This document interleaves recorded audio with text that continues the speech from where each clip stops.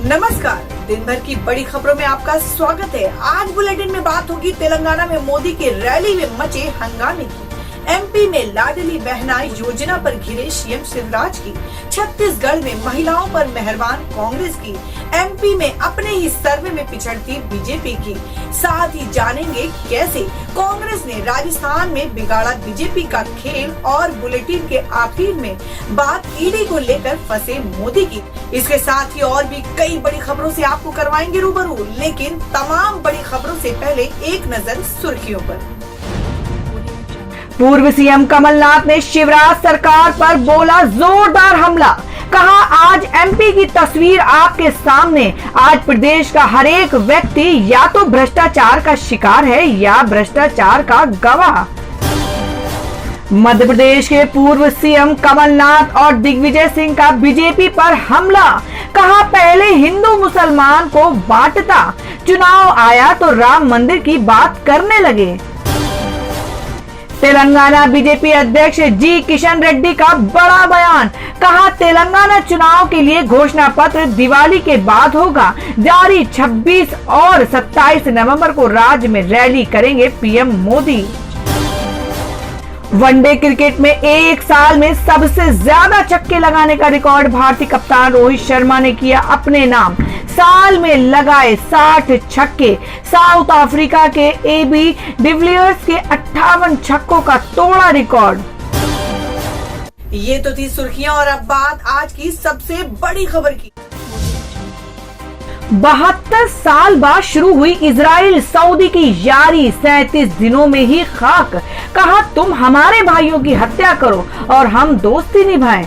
जी हम बात करें सऊदी अरब की राजधानी रियाद में शनिवार को मुस्लिम देशों के संगठन इस्लामिक सहयोग संगठन OIC और अरब लीग की आपात बैठक हुई, जिसमें गाजा पट्टी पर इजराइल के भीषण हमले पर चर्चा हुई और आगे की रणनीति बनाई गई। सऊदी अरब ने शिखर सम्मेलन की मेजबानी की और इस दौरान शुरुआती संबोधन में सऊदी अरब के क्राउन प्रिंस मोहम्मद बिन सलमान ने गाजा में बिगड़ती स्थिति पर चर्चा की और कहा कि हम एक मानवीय आपदा का सामना कर रहे हैं। संयुक्त राष्ट्र सुरक्षा परिषद और अंतर्राष्ट्रीय समुदाय के अंतर्राष्ट्रीय कानूनों और मानदंडों और अंतर्राष्ट्रीय मानवीय कानून की विफलता की गवाही देता है। क्राउन प्रिंस ने कहा कि गाजा पट्टी पर इजराइल के ताबड़तोड़ हमले से अंतर्राष्ट्रीय सुरक्षा और स्थिरता को खतरा पहुंचा है। उन्होंने इस स्थिति का सामना करने और उसके खिलाफ प्रभावी कार्रवाई करने के लिए सभी नेताओं को एकजुट होने का आह्वान किया। अपने भाषण के दौरान क्राउन प्रिंस ने तत्काल सैन्य अभियान बंद करने, नागरिकों के लिए मानवीय गलियारे प्रदान करने और अंतर्राष्ट्रीय मानवीय संगठनों को अपनी भूमिका निभाने में सक्षम बनाने की मांग दोहराई। उन्होंने कहा कि फिलिस्तीन में हमारे हजारों भाइयों की बेवजह हत्या की जा रही है। उन्होंने गाजा में संवेदनशील युद्ध की निंदा की, जिसने अब तक के 13,000 से ज्यादा लोगों की जान ले ली है। इनमें सबसे ज्यादा बच्चे, महिलाएं और बुजुर्ग शामिल हैं। बता दें कि हाल ही में अमेरिका की दखल से इजराइल और सऊदी अरब ने दोस्ती का हाथ बढ़ाया था। ये दोस्ती 72 सालों बाद हो रही थी, जबकि दोनों देशों के बीच सिर्फ 16 किलोमीटर की दूरी है और अब 37 दिनों से चल रहे गाजा इजराइल संघर्ष में ये दोस्ती जलकर खाक हो गई है। शिंदे से तकरार पहुंचे दिल्ली दरबार, आखिर इतने बेचैन क्यों दिख रहे हैं अजीत पवार? जी हां, आपको बता दें कि महाराष्ट्र की सरकार में जब से राष्ट्रवादी कांग्रेस पार्टी एनसीपी के अजीत पवार की एंट्री हुई है, जब से महाराष्ट्र में नए सियासी समीकरण की चर्चा होने लगी है।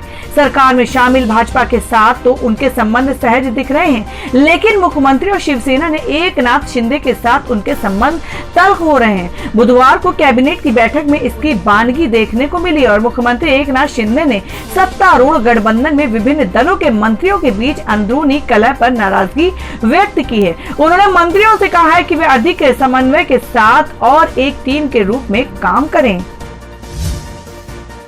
अपने बयानों से आहत है सीएम नीतीश कुमार। जीतन राम मांझी पर की गई टिप्पणी के बाद नीतीश कुमार को नहीं मिल रहा अपनों का साथ। जी हम बात कर रहे हैं कि नीतीश कुमार के दो बयानों ने राजनीतिक जीवन में अब तक किए धरे उनके सारे कामों पर पानी फेर दिया है।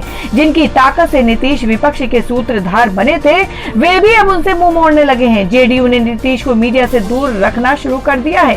कांग्रेस नसीहत दे रही है, आरजेडी ने बेमन से बचाव कर रही है। हालांकि आरजेडी के के चर्चित विधायक सुधाकर सिंह और कांग्रेस के प्रदेश अध्यक्ष ने नीतीश कुमार की महिलाओं और जीतनराम मांझी पर की गई टिप्पणियों को अमर्यादित माना है, यानी नीतीश महागठबंधन में अकेले पड़ने लगे हैं। अखिलेश सिंह ने कहा है कि तुम ताम की भाषा मर्यादा के अनुकूल नहीं है। यूएन में पहली बार भारत ने इजराइल के खिलाफ किया वोट, जाने क्या था प्रस्ताव। जी आपको बता दें कि इजराइल और हमास के बीच युद्ध बीते 37 दिनों से चल रहा है और इसी बीच यूएन में एक प्रस्ताव लाया गया और इस मामले में भारत ने पहली बार वोट किया है। फिलिस्तीनी इलाकों में इजरायली बस्तियां बसाने के खिलाफ ये प्रस्ताव पेश किया गया था।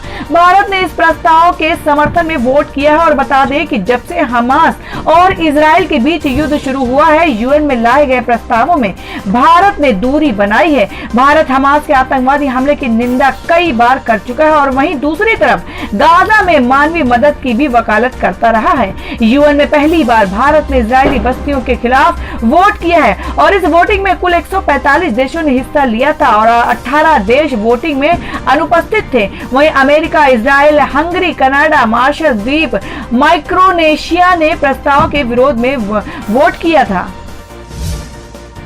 पाकिस्तान मिस्र से मांगे हथियार, भारत को रोकी सप्लाई और हथियारों की कमी से जूझ रहा रूस जंग हार जाएगा।